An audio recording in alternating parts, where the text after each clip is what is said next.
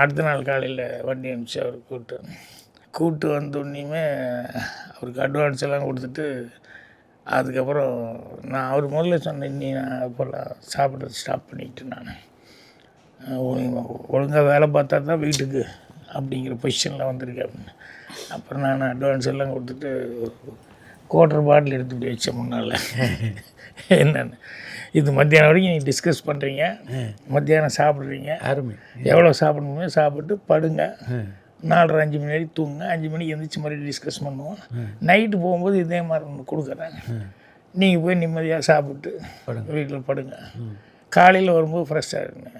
இல்லை அது நான் சொன்னேன், இது நம்மளால் முடியலையே அப்படின்னு நீங்கள் நினச்சிக்கிட்டு இருந்தால் மைண்ட் அதுலேயே நின்றுருக்கும். கரெக்ட். இனி இந்த வயசுக்கு மேலே நீங்கள் என்னத்தை அதை வந்து இது பண்ண போகிறது, அதனால் உங்களுக்கு லிமிட்டாக என்ன உண்டோ அருமை சாப்பிடுங்க, சாப்பிட்டு ஃப்ரீ ஆகிக்கோங்க மென்டலாக அப்படின்னு சொல்லிட்டு ரொம்ப ரொம்ப தேங்க்ஸு அப்படின்னு சொல்லி அதுக்கப்புறம் டிஸ்கஷன் எல்லாம் உட்காந்துக்குவார்.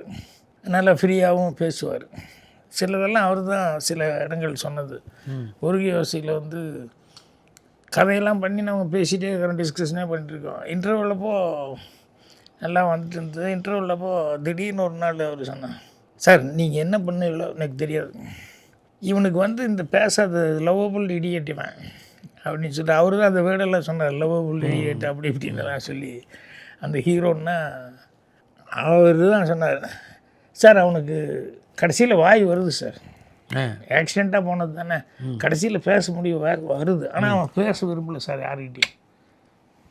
அப்படி பண்ணால் ஒரு பொய்ட்டிக்காக இருக்கும், ஆனால் நீங்கள் எப்படி பண்ணுவீங்கன்னு எனக்கு தெரியாது, ஆனால் இப்படி இருந்தால் நல்லா இருக்குமோன்னு எனக்கு தோணுது அப்படின்னு சொல்லிட்டு அந்த கடைசி பாயிண்ட்டை வந்து இன்டர்வியூலப்போ சொல்கிறார். அருமை.